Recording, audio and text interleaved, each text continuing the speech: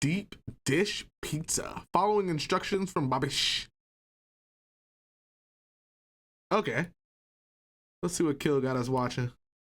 Deep dish pizza is not only not better than New York pizza, it's not pizza.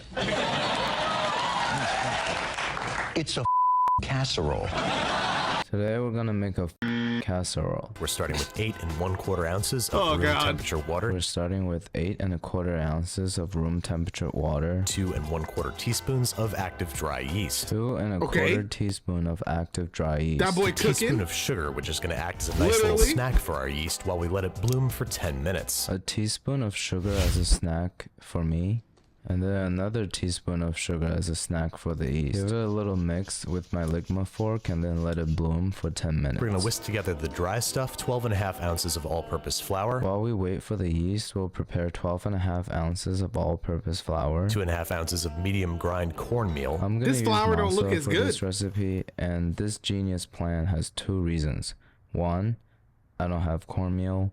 And 2, I'll explain in a sec. 1 1/2 teaspoons of kosher salt. 1 teaspoon of sea salt. Let me and an explain. 1/8 of a teaspoon Let me of tell you cream of nothing. tartar. Cream of tartar is also known as potassium bitartrate. Has a pH range from 3.5 to 5. The acidic nature of it will affect the gluten structure of the dough, making it more tender and delicate. On the other hand, a slightly more alkaline dough would be more stretchy and pliable. Our dough right now has a high pH because instead of cornmeal, we used masa, which was soaked in an alkaline solution. Babish chose to add the cream of tartar for an acidic dough with the best flavor. I chose an alkaline dough because it's the easiest to work with. But most importantly, ever since high school, I learned how to spill a bunch of nonsense to justify my laziness. Go ahead and tiny whisk to combine. Make sure that everything's all good and homogeneous. Then we'll Ligma fork it to combine till homogeneous. And then it's time to get it wet, or rather add it to the wet ingredients. Then it's time to add it to the wet ingredients, or rather get it wet. Goes along with 1/3 of a cup plus 2 tablespoons of vegetable oil. Then a little more than 1/3 of a cup of vegetable oil. Affix dough hooks and get to stirring. Affix dough hook will get to stirring. We're just going to let this go on low speed for 1 or 2 minutes until the dough clears the side of the bowl. I'll let my Ligma bro, I'm fork hip go to what on all low the youngins speed are for saying 1 to these 2 days. minutes till it looks like old scrambled eggs. And then we're going to crank up the speed to medium and let it knead for 7 to 8 minutes. And then we'll switch to our hands to knead for 7 to 8 minutes. But even if you measure everything exactly, it might end up a little bit too hydrated like mine is. My dough is at its perfect dryness because my hand is That should incapable look of making hella anything dry. wet. Like most pizza doughs, it will become even more handleable after hanging out in the bowl for 60 to 90 minutes or until doubled in That size. was After good. we tug That was the dough good. into a ball, we'll oil up a bowl and then rest for 90 minutes. And while Chicago pizzerias generally use aluminum pans, at home our best bet is cast iron. While most home cooks worship the cast iron, my best bet is a non-stick pan, which is also the only thing I have. Which, along with a liberal lubrication of vegetable oil, is going to help our pizza brown more robustly. After we let a liberal lubricate with oil, we become more robustly. Just gently press and stretch the dough out and try to push it up against the sides of the pan. Now we'll stretch the dough and push it up the sides of the pan. It's going to resist a little at first, but that's okay. We're going to let this rest under cover of plastic wrap for 20 to 30 minutes. My dough basically Everything's gotta has no rest, huh? That's resistance. just like a I regular think thing? it's ready to bake, but just in case, I'm gonna cover it and let it rest for 20 minutes. It's enough time to talk about tomato sauce. So we're just going to make a rudimentary marinara sauce by finely chopping half a white onion. Now we'll finely chop half of a white onion. Oh. Oh.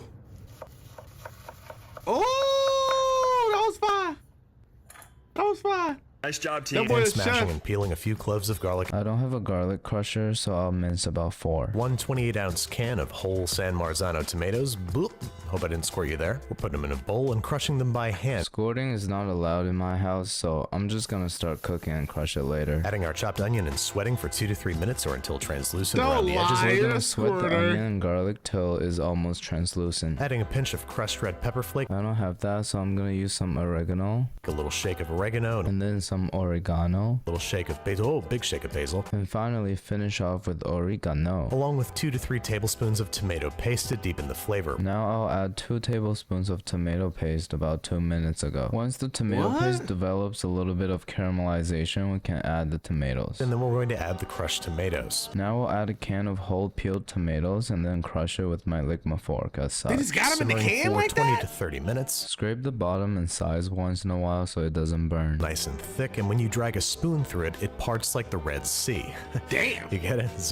I thought it was funny. So humorous. I dying laughing. I dead now. We want our sauce to become a thick paste and the spoon to become James Harden. James Harden always looks like he's just about to lead the Israelites through the Red Sea. And by this time, our dough should be nice and relaxed, and we should be able to press it up against the sides of the pan, and it should hold its shape with ease. Pause. Let's rewind it real quick. It should hold its shape with ease. That dough is shrinking back like me in the nervous situation. My dough is looking pretty unattractive right now, so we're gonna punch it down and spread it. Make sure the size of the crust is pretty thick, because just like my last weekend, it's about to take in 4 sausages. Then before we lay down the cheese, we're gonna start by laying down the sausage. Wait, and yeah, what? this is raw sausage, which is weird, I know. I mean, pretty normal for me. Before we layer the sausage down onto the dough, we're gonna remove the casing around it. The professional culinary term for this process is called circumcision. Once they're all evenly laid out, we can start adding the cheese. It's topped with cheese, sauce, and more cheese. Same cook time and temperature, 425 Fahrenheit for 25 to 35 minutes. Now on top of the sausage, according to Babish, is traditionally topped with a layer of deli-style provolone and mozzarella. Now it's time to add a layer of tomato sauce, just enough to hide all the cheeses so that it looks healthy. Just in case there's not enough cheese in this dish, we're gonna grate some Parmesan on top. And then right before it goes into the oven, we'll drizzle some olive oil on top and around the crust. And our deep dish is ready to bake. It looks pretty good, but it's heavy as hell. It's gotta be at least 10 pounds. Like me when I was born. Into a 425-degree oven for 30 minutes. Baking until this happens. I baked it until this happened. And then it's time for the heroic act of getting the pizza out the pan. You just have to trust the pizza's structural integrity, and out it will go. I do trust the pizza's structural integrity, but the thing I don't trust the most is myself. We're just gonna do what I'm the most good at and just pull it out.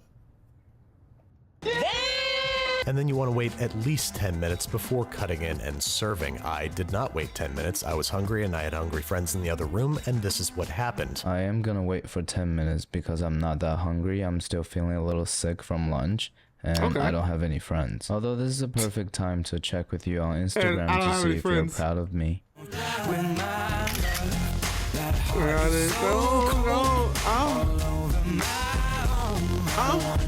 And after 10 minutes, we can cut into a piece and inspect its cheese pull.